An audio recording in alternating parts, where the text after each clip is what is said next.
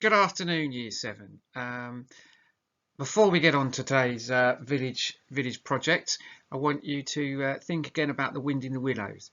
In the last for the last lesson, we looked at the themes of the wind in the willows. Remember, a theme is an abstract idea that's expressed via the story. For example, in Romeo and Juliet, love is a theme, so that's an abstract idea, love, isn't it? And what the writer thinks about that theme is expressed through the writing.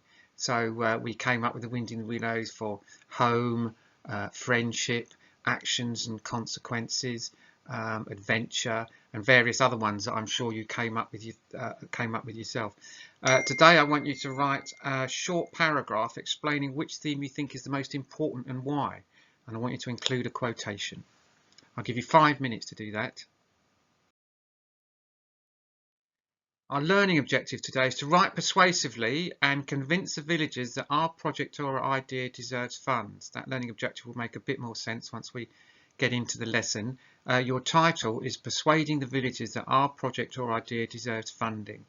We're going to be having a kind of a village meeting now in which your character is going to pitch their idea, what it is. There's a certain amount of funds, certain amount of money available, and you're going to pitch your idea and try and get those funds for what it is that you want to happen in the village. It might be you want the potholes filled in outside your business. It might be that you want some street lighting up a dark road, or anything like that. So we'll come to the ideas part in just a minute. So write that title in and we'll go on to the next slide. Now I want you to write a list of ideas in your book that you think should be on the agenda for the meeting. An agenda is just a list of things to discuss. So I already talked about a few there. It could be potholes in the road, it could be street lighting, it could be a youth club for the young people to go to in the evenings, it could be more funding for the school, it could be a car park for the shops, Christmas lights maybe, something like that. So make as long a list as you can for things that you think should be on the agenda, and I'll give you 10 minutes to do that. Now you can add 3 of yours to this, but here's the one that I've come up with. The rise of crime in the village. That is a problem for us because we've talked about the burglaries that have been going on. Vandalism, shoplifting and pickpockets are a problem on top of that. Underage drinking in the village. Don't like that. We need to do something about that, and that could feed into the sort of youth club that we were talking about just a second ago. Village business closures, so shops going out of business because people buy things online, or as I said earlier, they can't find anywhere to park. So quite often, how often have you driven into a place and thought that, or been in the car when you've gone into a place, you think, oh, that looks like a nice shop, but there's nowhere to park, so you end up just driving on. Shortage of village funds in general, and those shop closures have unfortunately led to some people being out of work. So possibly we want to invest in looking at some apprenticeships for some of the young people that have come out of those shops who've now got nowhere to work. And I thought it'd be interesting if we had if the squirrels were endangered. We need to maybe get a squirrel sanctuary, or something to protect the squirrels which appear to be leaving the village for whatever reason. We don't really know why. We probably need to get some scientists out to find out why that is. Extra buses, always good. Stop people driving everywhere. And AOB simply stands for any other business, and that's where we can put your 3 from your list. So write that into your books, and I'll give you 10 minutes to do that.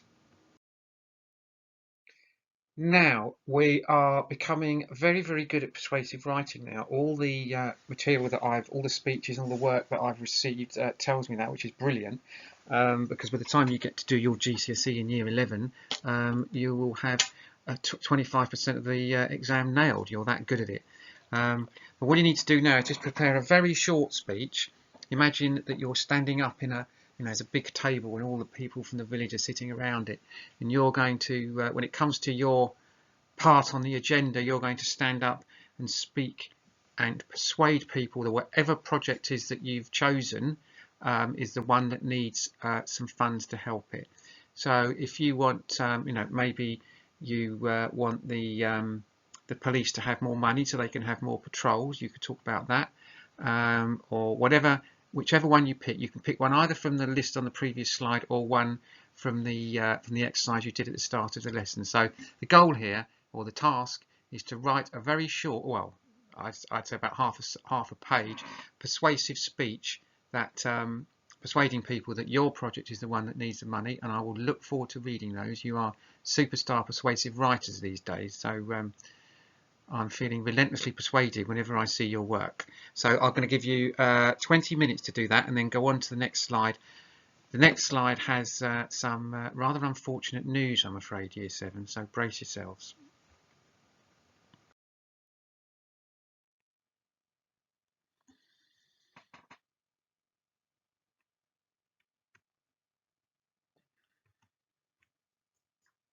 Now, you can see what's happened here. They're going to build a new runway for the airport, and the runway goes right over our village, not part of it, not near to it, right over it. The whole village is going to be flattened by this runway if we let it happen. Alright, so you've done your village speech there, but now this is going to be what we're looking at from now on. We're going to be fighting to save our village. We're going to be fighting to save Roseham from being completely flattened and wiped out from the history books. So just have a think about that, and then the next time we talk we'll be thinking of ways that we can maybe protest or get them to stop doing this. So there you are, Year 7, well done, and I will speak to you, I believe it's tomorrow, isn't it? Yes, have a look. No, it's not. It's on Thursday. So I'll speak to you on Thursday morning. In the meantime, give some thought to how it is that you might be able to stop this happening. All legal, of course. I don't want any underhand stuff going on. So I'll speak to you on Thursday. Thanks, Year 7, and don't forget to send me some of your work.